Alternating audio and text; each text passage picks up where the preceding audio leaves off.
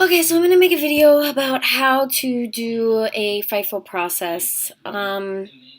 This particular process, it's identical to the one that you have in front of you. However, I changed the numbers and the percentages in order not to literally give you the answers in a video. However, this video should be extremely helpful. The first thing I'm going to show you is how to create a formula. I'm going to show you a very basic way. I'm not going to be using the formula builder. I'm just going to be using a very basic way of doing it. So first step we're going to do is we're going to go ahead and add up these costs, because these are the costs to account for. What it means by the cost to account for is the costs that are going to be down here. So essentially this number and this number should be equal to each other at the end of this problem. So we're going to go ahead and add those up. So in order to do a formula in Excel, the way to tell Excel that you're doing a formula is you're going to click on the block in which you want to put the Excel, so which is right there. Okay, and then we're going to go ahead and put the equal sign, as you can see there. And then we're going to click on the number that we're first going to use. So we're going to use the 25. And we're going to press the plus sign, and then the next one, and then the plus sign, the next one, and we're going to press enter. When you press enter, you'll see the numbers right there. And then that's your number that you're going to be working with, which is 2,385,000. Okay, so we're going to move down and go on to our next one. For this one right here, we're just really missing a number. So we're going to go ahead and click there. You're going to press the equal sign, and we're going to go ahead and put our ending inventory in there. So we have our process ending inventory right there. I'm going to click that. We're going to press enter, and that's going to go ahead and put that right there. Okay? All right. It is important that if you are going into accounting, I'm not sure, you didn't specify if you were or weren't, but if you are going into accounting, you do want to understand why you're doing what you're doing with these numbers for later on and for other classes. I wouldn't just know what to do with the numbers. It's not necessarily like algebra. You do have to understand why you're doing what you're doing. And the goal of this is to account for cost. We're pretty much trying to assign costs to the transferred out and to the ending inventory, because as of right now, we are looking at numbers, or units, not cost.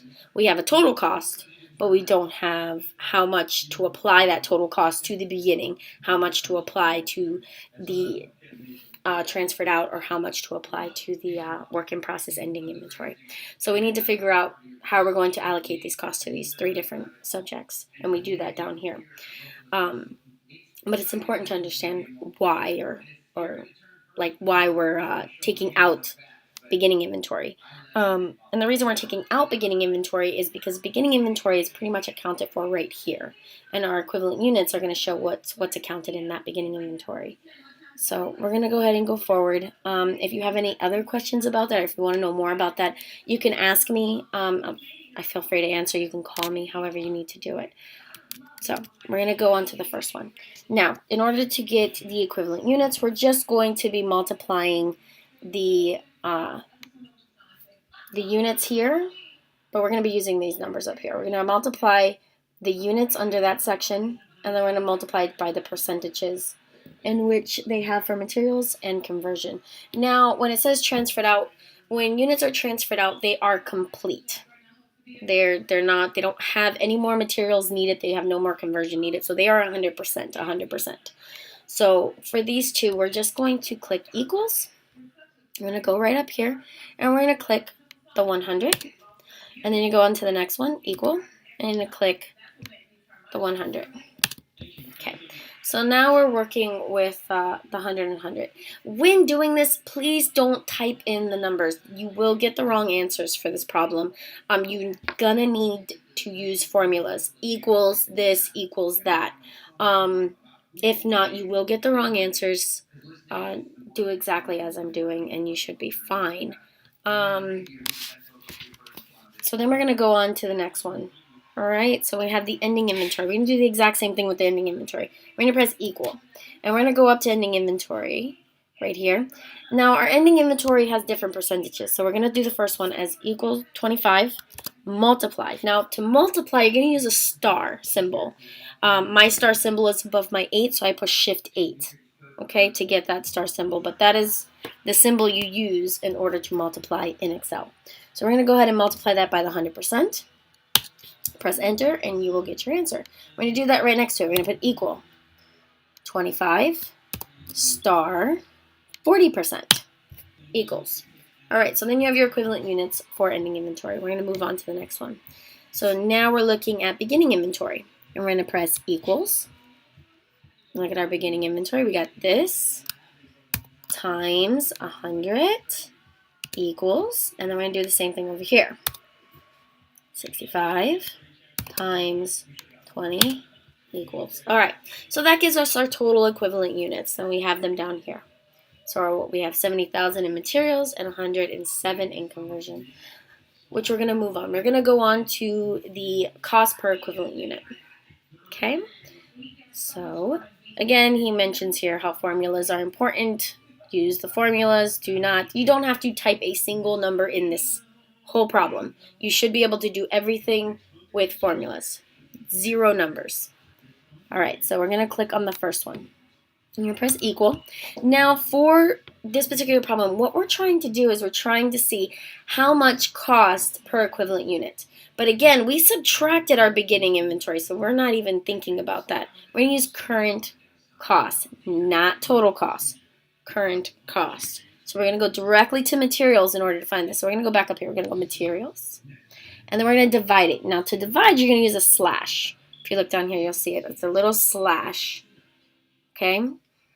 And then you're going to go ahead and go down, and you're going to go to the equivalent units for materials, which is 70. And you press Enter. And then that will give you $25.43 per equivalent unit of materials. So right here, equivalent unit. There you go. And do the exact same thing here. We're going to go equals, and you go up all the way up to conversion costs. And then you're going to do the same thing, divide it. And this time you're going to do the 107, which is under conversion. And that's going to give you the conversion cost per equivalent unit of conversion. All right, and then we're going to go ahead and get the total. And we're going to go plus this one. All right, so these costs are costs that happened this month. These are current costs. Okay, so they're only going to be applied to things that happen currently. All right, so we're going to go move on. All right, so here it says our first cost allocation or cost assignment that we're going to be doing is the prior period cost, which is pretty simple. We're just going to be taking that first beginning work in process cost. That's our first cost. And remember what I said earlier about that cost being for 65 of materials and 13 of a conversion. Okay, because our next one is going to be conversion of the beginning work in process. So we didn't have all 65 converted of that beginning work in process. So we need to account for that missing conversion cost. Okay, so you see here how we have 20% of it converted. We need the remaining 80% cost to convert that. Since we did it currently, we use our current conversion cost right here. All right, so we're going to press equal. And the first thing we're going to do is we're going to take 65 and we're going to take out what is already accounted for, which is this 13. Okay, so we're going to take that out. All right, and then we're going to close. Oh, we got to do parentheses around that. There you go. Got to make sure to put parentheses around that so it knows what you're doing. Do not forget the parentheses. That's important. And then you're going to multiply that by the conversion cost, which essentially is right here.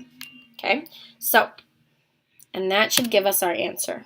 All right, so this is our beginning work in process for conversion if we have 100%, okay? Now, we have units started and completed. This means that these units were started this period and they were completed this period. So we're going to put equal, and we're going to go up to the top here. And we're going to see that we have completed 110 units, but we had 65 in beginning inventory that we previously just accounted for the cost of that 65. So we're going to take that out. We're going to do 110 and we're going to subtract 65 from it. And again, we're going to need parentheses that I forgot to put. Put those around there. All right, and now that will give us the remaining units. Okay, and we're going to multiply that by the $30.85. Okay, so we're going to put our little multiply sign, and we're going to do it by the $30.85. We're doing it by the $35.85 because these were started this month and they were completed this month, which means they have both materials and conversion costs already in them, and they're done. So we're going to use both of them. So we're going to use just the one instead of separating it. Okay, so I'm going to press enter, and then that will give us our number of transferred out materials, or the price we're going to assign to transferred out. Okay, now we're going to scroll down. Now, ending inventory work in process. Now we got to figure out what's left over and what to account for each of these leftover things. So we're going to go here. We're going to press equals. All right, so we have materials. We're going to go up to our ending inventory materials. So we have 25,000 in ending inventory. So we're going to click that 25,000 and we're going to multiply that by our materials. And that will give us our ending inventory for materials. Okay, and then we're going to do the same thing here. We're going to go up again. Our conversion for ending inventory, our conversion for that is 10. So we're going to click on that. And we're going to multiply that by the conversion cost for this period. Okay, and then that will give us that. So our beginning number was 2,385,000. And our ending number is 2,385,000. The match of these two numbers should tell you you did mostly everything right. I want to say there are things you can do to still get that right answer, but still have it wrong. But I don't remember what those things are. So right here we're going to do a journal entry. This is the journal entry showing the movement from work in process to, I'm going to say, finished goods. I'm not sure. I'm going to say finished goods. Okay, so work in process. And down here we'll put finish goods. I might have done that backwards actually. Did I? Yes, I did.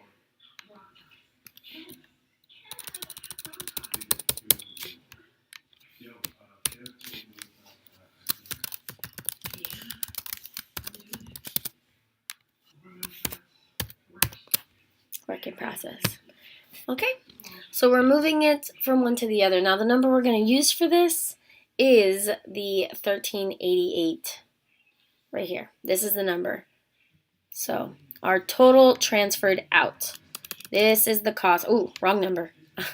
Sorry about that. I knew where I was going. I just picked the wrong number. But we're going to be accounting for this number right there. Okay, this number. And that is our total transferred out. I'm going to click on here. I'm going to press the equal sign and go up. Okay, and then we're going to go here and hit the equal sign and click it again. And I don't know why that has so many percentages, but we can take those out. We can just click this little button up here and that will, why aren't you letting me take it out? No. Okay, well, it wants to keep the decimals. Usually you're able to take those out. I don't know why it's not letting me take it out. And that would be the end of the project. That's it. You're done. Finito. Finished. All right, well, I hope this was helpful. Again, if you have any other questions or concerns, give me a call.